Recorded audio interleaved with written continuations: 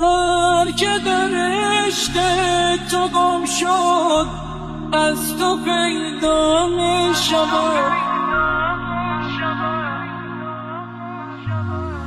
قطره را قابل دل از تو دریا می شود.